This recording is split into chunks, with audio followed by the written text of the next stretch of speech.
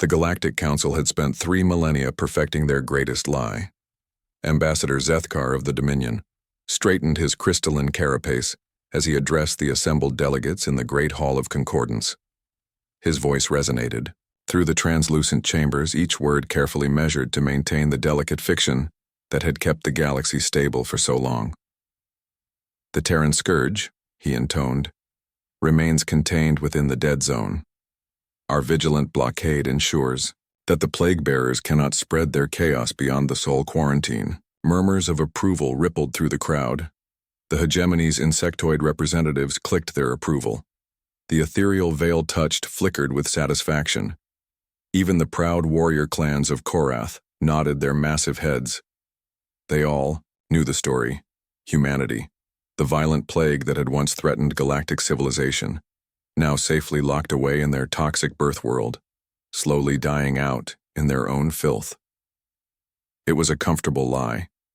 It justified the Council's absolute power, their military supremacy, their careful control over interstellar trade and communication. After all, someone had to guard against the return of the Terrans. Captain Zara Chen watched the proceedings from the shadows of the station's maintenance levels, her lips curving into a cold smile. The human woman's dark eyes held the patience of someone who had spent decades planning this moment.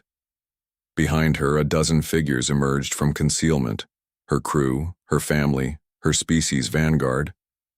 3,000 years, whispered Dr. Marcus Webb, the team's historian. His weathered hands trembled as he activated his recording device. 3,000 years of lies. The truth was far different from the Council's propaganda. Humanity hadn't been quarantined, they had been exiled. Not because they were diseased or violent, but because they were dangerous in an entirely different way.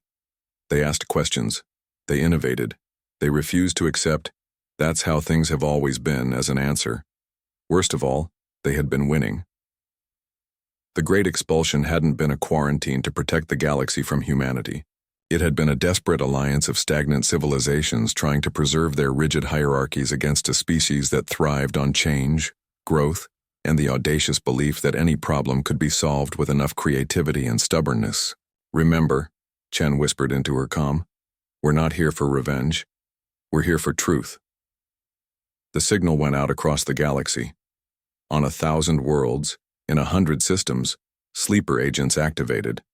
They were the descendants of humans who had escaped the expulsion, who had hidden among alien populations for generations, slowly spreading, learning, preparing. The first transmission hit the Council's networks like a quantum tsunami.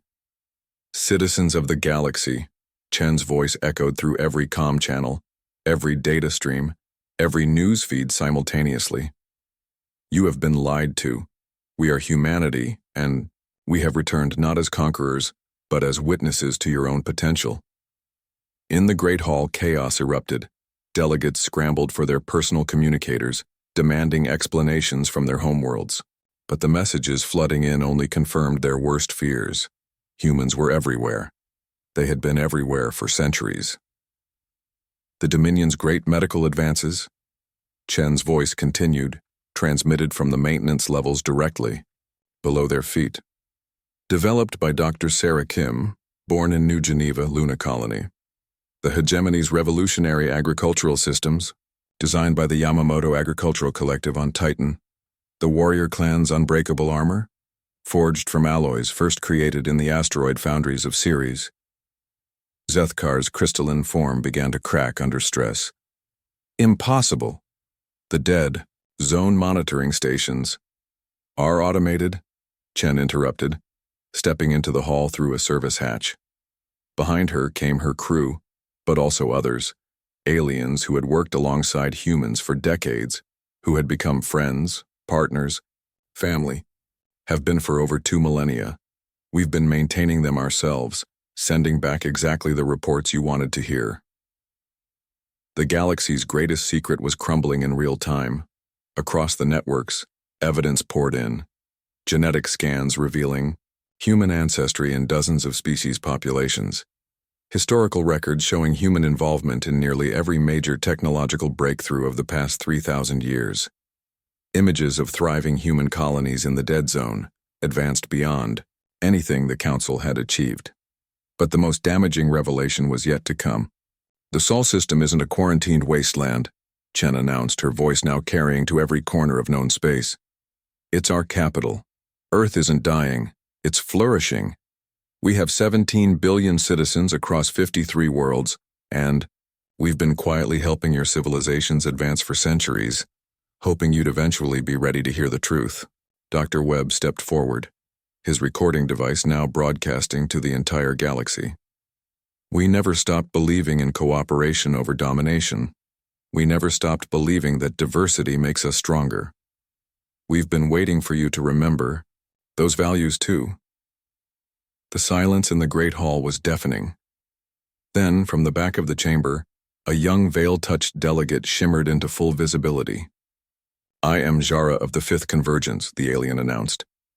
My grandmother was Dr. Lisa Chang of the Mars Colonial Authority. I am proud of my human heritage, and I formally request that the Council acknowledge the sovereignty of the Terran Republic. Others began to stand. A Korath warrior removed his helmet, revealing features that were distinctly mixed, human and alien in perfect harmony. An insectoid delegate from the hegemony transmitted a holographic family portrait showing multiple generations of human hegemony partnerships. Ambassador Zethkar's carapace finally shattered completely, his bioluminescent blood pooling on the chamber floor. Around him, the old order was collapsing as quickly as his body. Captain Chen walked to the center of the Great Hall, her crew flanking her. The galaxy doesn't need to be saved from humanity, she said quietly. Humanity is already part of the galaxy. We always have been. We were just waiting for you to stop being afraid of what we might accomplish together.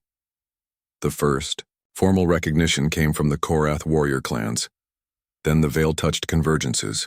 Within hours, 2/3 of the galaxy's civilizations had formally acknowledged the Terran Republic and requested diplomatic relations.